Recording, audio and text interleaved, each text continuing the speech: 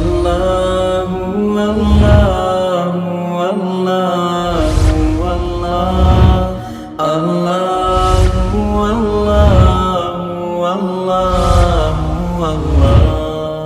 اللہ اللہ۔ بسم اللہ الرحمن الرحیم۔ ہدایت النحو کا 8واں باب ہے خاتمہ فی الاسم، سبق نمبر 17 میں خوش آمدید۔ آج کے سبق کے اندر ہم صفت مشبہ کو پڑھیں گے۔ یہ بڑا اہم ترین مسئلہ ہے صفت مشبہ کا، تو اس لیے سب سے پہلے ہم مسئلہ کلیئر کریں گے، اس کے بعد انشاءاللہ کتاب کی عبارت کو حل کریں گے۔ لیکن صفت مشبہ جو ہوتی ہے وہ حدوث پر دلالت نہیں کرتی، بلکہ وہ دوام پر دلالت کرتی ہے، یعنی ایسی صفت ہوتی ہے جو دائمی طور پر موصوف کے اندر پائی جاتی ہے۔ اب جو صفت مشبہ کے استعمال کے طریقے ہیں، یہ کل 18 طریقوں سے استعمال ہوتی ہے۔ پھر ان 18 طریقوں کے مطابق اس کے مختلف احکام ہیں۔ بعض صورتوں کے اندر احسن ہوگا، بعض صورتوں کے اندر حسن ہوگا، بعض صورتوں کے اندر اختلاف ہوگا اور بعض صورتوں کے اندر قبیح ہوگا۔ صفت مشبہ 18 طریقوں سے کس طریقے سے استعمال ہوتی ہے اور اس کا کیا حکم ہے، یہ پہلے تفصیل سے سمجھ لیں، اس کے بعد پھر انشاءاللہ کتاب کی عبارت کو حل کریں گے۔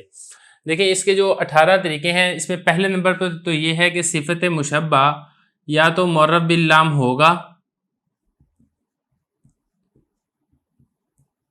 یا نہیں ہوگا، نمبر 1۔ اب معرب باللام کیا مثالیں دیکھ لیں۔ زید الحسن وجہہ، زید الحسن الوجہ، زید الحسن وجہ، ان تینوں میں جو صفت مشبہ ہے حسن، اس کے اوپر الف لام تعریف کا داخل ہے، تو یہ معرب باللام ہے۔ ان تینوں کے اگر آپ دیکھیں گے تو حسن حسن حسن یہ معرب باللام کے بغیر ہے، اس کے اوپر الف لام تعریف کا داخل نہیں ہے، تو دو طریقوں سے صفت مشبہ استعمال ہوگا۔ اب اس کے بعد جو اس کا معمول ہے وہ یا تو معرب باللام ہوگا یا معرب باللام نہیں ہوگا، یہ تو ہو گیا نا صفت مشبہ۔ اب اس کے بعد اس کا معمول 3 طریقوں سے استعمال ہوگا۔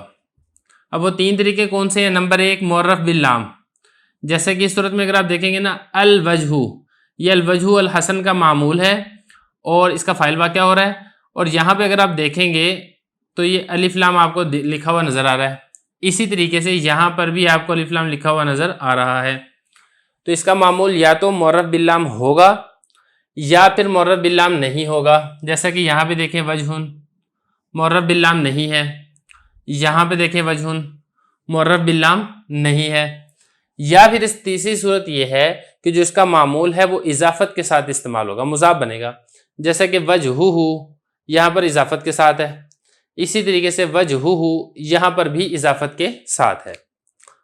تو یہ 2 باتیں ہوگی کہ صیغہ صفت معرب باللام ہوگا یا معرب باللام نہیں ہوگا، اور اس کا معمول یا تو معرب باللام ہوگا یا پھر اضافت کے ساتھ استعمال ہوگا، اور یا پھر نہ تو معرب باللام ہوگا نہ ہی اضافت کے ساتھ استعمال ہوگا، بلکہ ان دونوں سے خالی ہو کر آئے گا۔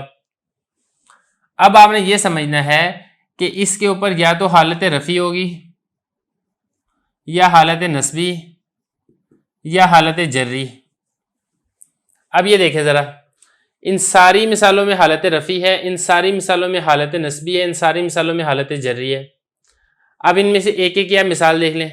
زید الحسن وجہہ، صیغہ صفت معرب باللام ہے اور اس کا معمول اضافت کے ساتھ استعمال ہو رہا ہے اور اس کے اوپر رفع ہے، یہ صورت نمبر 1 ہے۔ نمبر 2، صیغہ صفت معرب باللام ہے اور اس کا معمول وہ بھی معرب باللام ہے اور یہ اضافت کے ساتھ بھی نہیں استعمال ہو رہا اور الف لام کے بغیر بھی نہیں آ رہا، یہ 2 ہو گئے۔ نمبر 3، صیغہ صفت معرب باللام ہے اور اس کا معمول اضافت کے بغیر آ رہا ہے، الف لام کے بغیر آ رہا ہے، 3۔ نمبر 4، صیغہ صفت الف لام کے بغیر ہے اور اس کا معمول اضافت کے ساتھ ہے، صیغہ صفت الف لام کے بغیر ہے اور اس کا معمول الف لام کے ساتھ ہے، صیغہ صفت الف لام کے بغیر اور اس کا معمول بھی اسی طریقے سے الف لام کے بغیر اضافت کے آ رہا ہے۔ تو 6 صورتیں بنیں گی حالت رفع میں، یہی 6 صورتیں حالت نصبی میں بنیں گی، یہی 6 صورتیں حالت جری میں بنیں گی۔ ان سب کے شروع میں آپ نے یہی لگا دینا ہے، زید الحسن وجہہ، زید الحسن الوجہ، زید الحسن وجہن، یہ تو ہو گیا نا معرب باللام۔ اب آگے اس کے بعد معرب باللام کے بغیر زید حسن وجہہ، زید حسن الوجہ، زید حسن وجہن، یہ حالت نسبی میں ہوگی، حالت جری میں بھی ایسے ہی ہے، یہی شروع میں آپ لگا دیں گے زید الحسن وجہی، زید الحسن الوجہی، زید الحسن وجہن، زید الحسن وجہی، بلکہ یہ تو الحسن تو نہیں ہوگا نا، حسن ہوگا، زید حسن وجہی، زید حسن الوجہی، زید حسن وجہن۔ اس طریقے سے یہ 18 صورتیں بنیں گی صفت مشبہ کے استعمال کی۔ اب ان 18 صورتوں کے کیا احکام ہیں وہ ہم سمجھتے ہیں۔ دیکھیں 18 صورتوں کے جو حکم ہے نا، حکم کے اعتبار سے سب سے پہلے تو آپ دو وہ والے حکم سمجھیں جو منع ہیں۔ وہ کون سے منع ہیں؟ وہ ایک یہ ہے زید الحسن وجہن، یہ والا، یہ منع ہے۔ اسی طریقے سے زید الحسن وجہی، یہ بھی منع ہے۔ اور ایک ہے جس کے اندر اختلاف کیا گیا ہے، وہ کون سا؟ وہ یہ ہے زید حسن وجہی، حسن نہیں پڑھنا اس کو، آپ نے اپنا حسن، یہ مختلف ہی ہے۔ اب آپ ان تینوں کا حکم سمجھ لیں، اس کی وجہ کیا ہے؟ دیکھیں یہ جو ہے نا زید الحسن وجہن، میں یہاں پہ لکھ بھی دیتا ہوں، یہ منع ہے۔ ایک بات تو آپ نے سمجھنی ہے، وہ یہ ساری صورتوں کے اندر جو اضافت ہے، اضافت لفظی ہے، کیونکہ اضافت لفظی ہم پیچھے پڑھ چکے ہیں کہ جو مضاف صیغہ صفت ہو اور اپنے معمول کی طرف مضاف ہو، اس کو اضافت لفظی کہتے ہیں، اور اضافت لفظی لفظوں میں تخفیف کا فائدہ دیتی ہے۔ دوسری اضافت کی قسم ہوتی ہے اضافت معنوی، وہ یا تو تعریف یا پھر تخصیص کا فائدہ دیتی ہے۔ اگر معرفہ کی طرف اضافت ہو تو اس کو معرفہ بناتی ہے، اگر نکرہ کی طرف اضافت ہو تو اس کے اندر تخصیص پیدا کرتی ہے اضافت معنویہ میں۔ اب آپ یہ والی جو مثال ہے زید الحسن وجہن، یہ منع ہے۔ منع کیوں ہے؟ وہ اس لیے منع ہے کہ دیکھیں یہاں پر معرفہ کی اضافت ہو رہی ہے نکرہ کی طرف، الحسن یہ معرفہ ہے اور وجہ یہ نکرہ ہے، اور معرفہ کی اضافت نکرہ کی طرف ہو اضافت معنویہ میں، یہ ناجائز ہے۔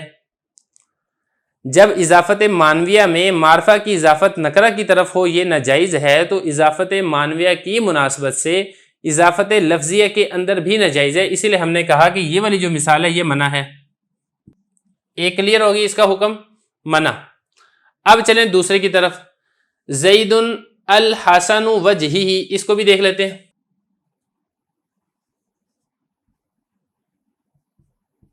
یہ بھی منع ہے۔ یہ منع کیوں ہے؟ دیکھیں منع اس لیے ہے، جیسا کہ میں نے آپ کو بتا چکا نا، ان ساروں کے اندر اضافت لفظیہ ہے، کیونکہ صیغہ صفت اپنے معمول کی طرف مضاف ہے۔ اضافت لفظیہ کا حکم ہم نے یہ پڑھا تھا کہ وہ لفظوں میں تخفیف کا فائدہ دیتی ہے۔ اب تخفیف دو صورتوں سے ہو سکتی ہے، ایک تو یہ ہے کہ جو مضاف ہے اس میں تخفیف ہو، دوسرا ہے مضاف الیہ اس کے اندر تخفیف ہو۔ اب یہاں پہ جو مضاف ہے اس سے جو تنوین گری ہے حسن ان سے، وہ اضافت کی وجہ سے نہیں گری کہ اس کی اضافت وجہ کی طرف ہو رہی ہے، بلکہ اس کی جو تنوین ہے وہ الف لام کی وجہ سے گری ہے۔ تو یہاں پہ دیکھیں اضافت لفظیہ مضاف میں تخفیف نہیں کر رہی، اور یہ جو اس کا مضاف الیہ وجہ، اس کے اندر تخفیف ایسے ہوتی ہے کہ جو اس کی ضمیر ہے وہ گر جاتی ہے، اور یہاں پہ آپ دیکھیں اس کی جو ضمیر ہے ہو ضمیر یہ بھی برقرار ہے، تو نہ تو مضاف میں تخفیف ہو رہی ہے نہ ہی مضاف الیہ میں تخفیف ہو رہی ہے، اور اضافت لفظیہ میں تخفیف ہوتی ہے، تو پتہ چلا یہ اضافت لفظیہ بیکار ہے، اس لیے یہ والی صورت بھی ناجائز ہے۔ دو صورتیں ہم نے عدم جواز کی پڑھ لی ہیں۔ اب آ جائیں مختلف فی صورت کی طرف، وہ یہ ہے زید حسن وجہی، اس کو آپ الحسن کے بجائے حسن کر دیں۔ اس صورت کے اندر اختلاف ہے، اس صورت کے اندر بصری اور کوفی علماء کا اختلاف ہے۔ بصری کہتے ہیں کہ دیکھیں اضافت لفظیہ ہے، اور اضافت لفظیہ یہاں پر جو مضاف ہے حسن، اس میں تخفیف کر رہی ہے۔ یہاں پر جو حسن تنوین گری ہے وہ اضافت کی وجہ سے گری ہے، تو مضاف کے اندر تو تخفیف ہو گئی ہے، لیکن جو مضاف الیہ ہے اس سے ضمیر نہیں گری ہے، تو اضافت لفظیہ میں صرف کچھ نہ کچھ تخفیف ہونا یہ کافی ہے، اور یہاں پہ چونکہ مضاف میں تخفیف ہو رہی ہے، اگرچہ مضاف الیہ میں تخفیف نہیں ہو رہی ہے، لہذا یہ جائز ہے، اور بصری علماء کے نزدیک یہ ٹھیک ہے، جبکہ کوفی علماء کہتے ہیں کہ نہیں، دیکھیں اضافت لفظیہ کے اندر اگر آپ نے تخفیف کرنی ہے تو کامل درجے کی تخفیف ہونی چاہیے، یعنی مضاف میں بھی تخفیف ہو، مضاف الیہ میں بھی تخفیف ہو، جبکہ یہاں پر مضاف میں تو تخفیف ہو رہی ہے، مضاف الیہ میں تخفیف نہیں ہو رہی ہے، اس لیے کوفی علماء کہتے ہیں کہ یہ ناجائز ہے۔ تو اسی لیے فرمایا کہ جو تیسری صورت ہے یہ والی زید حسن وجہی، یہ مختلف فی ہے۔ 3 صورتوں کا حکم ہم نے پڑھ لیا ہے. اس ویڈیو کے اگلے پارٹ کے اندر جو باقی ہے ان کا حکم بھی ہم پڑھ لیں گے.